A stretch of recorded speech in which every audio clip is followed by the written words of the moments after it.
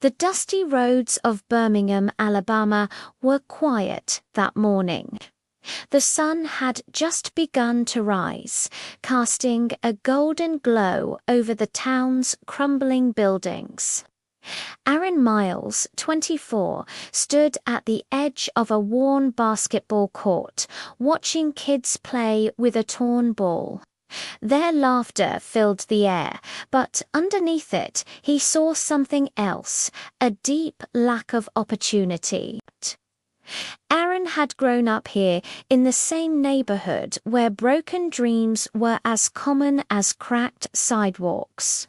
Drugs, unemployment, and violence had stolen the future of many young souls. He had escaped, barely earning a college degree through scholarships and part-time jobs. But instead of chasing a corporate job in a big city, Aaron returned home with one mission: to rebuild his community from within. His friends called him foolish. "You can't save this place, Aaron," they said. "No one cares anymore." Aaron smiled softly. "Then I'll care enough for all of us." The vision Aaron began small. He rented a tiny room above a grocery store and turned it into a community learning center. He called it the Rising Point. There were no fancy desks, no equipment, just old chairs, a whiteboard, and one man's determination. He invited local teens to come by after school for tutoring and mentorship. The first week, only 2 kids showed up. The next 5, then 3 left. People mocked him.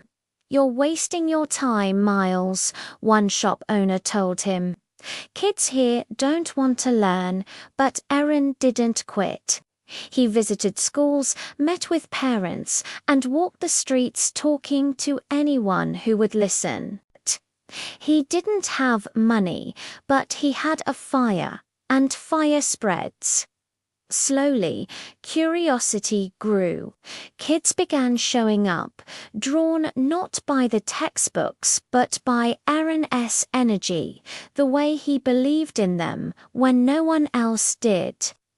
The struggle running the Rising Point wasn't easy. Aaron worked as a substitute teacher by day and cleaned offices by night to keep the center alive. There were months when he couldn't pay rent, nights when he went hungry, and moments when he doubted everything. One evening, after all the students had left, Aaron sat alone under the flickering light, bills piled up on the table. Rain dripped from the leaky ceiling. He buried his face in his hands. "Maybe they were right," he whispered. "Maybe this place can't change." Just then, the door creaked open. A small voice said, "Mr. Miles." It was Tyler, one of his students, a shy 13-year-old who had once been on the verge of joining a gang. "I got an A on my test today," Tyler said, smiling proudly. "You said I could do it, and I did." Aaron's eyes filled with tears. That moment reminded him why he started. It wasn't about changing everyone. It was about changing someone. The growth. Over time, the Rising Point became more than a tutoring center. It became a sanctuary, a safe space where kids learned not only math and writing, but confidence and purpose. Aaron started leadership workshops, weekend volunteering drives, and skill training sessions. Local business owners noticed the change. Fewer kids on the streets, more applying for college, more hope in their eyes. A local news station ran a story about him, the man who refused to give up on his city. Donations started coming in, small at first, then bigger. Volunteers joined. Teachers offered free lessons. The once empty classroom now buzzed with life. By the time Aaron turned 28, the Rising Point had expanded into 3 locations across Birmingham. Over 500 students had gone through his program. Some became teachers, some nurses, some engineers, but all carried one lesson from Aaron. Leadership begins with service. The challenge, but with growth, came challenges.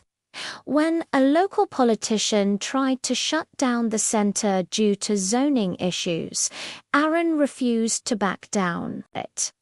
He attended every city council meeting, presented data on youth improvement, and rallied the community. Hundreds showed up in support: parents, teachers, students. One by one, they stood before the council and told their stories. A mother said, "Before Mr. Miles came, my son was lost. Now he's in college." A student said, "He taught me that my voice matters." The council voted unanimously to keep the Rising Point open. That night, the town celebrated not just Aaron's victory, but their own. For the first time in decades, they felt united. The legacy years passed. The Rising Point spread to other states: Georgia, Florida, and Tennessee. Aaron became a national speaker, sharing his story at universities and leadership summits. But he remained humble, always returning to Birmingham to check on his students. One afternoon, he visited the original center, now newly painted and full of laughter. On the wall was a mural of his favorite quote, "Real leaders don't build followers. They build more leaders." He smiled. As he was about to leave, a young woman approached him. "Mr. Miles," she said, "you probably don't remember me. You helped me with college applications 5 years ago. I just opened my own learning center. I wanted to thank you." Aaron's eyes glistened. "That's the best thank you I could ever get," he said. She grinned. "I named it the Second Rising Point." Aaron chuckled. "Keep it rising," the reflection on the 10th anniversary of the Rising Point. Aaron stood on stage before thousands of students and community leaders. Cameras flashed, but he ignored the spotlight. His eyes searched the crowd filled with faces of those he once taught. He began his speech softly. "I came from the same streets you did. I faced the same fear, the same hunger, the same pain. But I learned something powerful. Leadership is not about titles or money. It's about responsibility. When you decide to lift others, you lift yourself. When you light a fire in one heart, you light 1,000 more.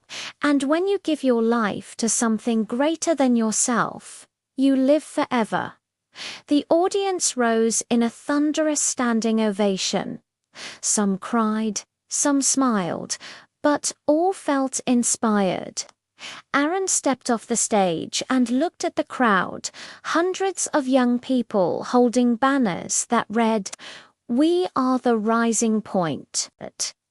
At that moment, he realized his greatest success wasn't the centers, the awards, or the recognition.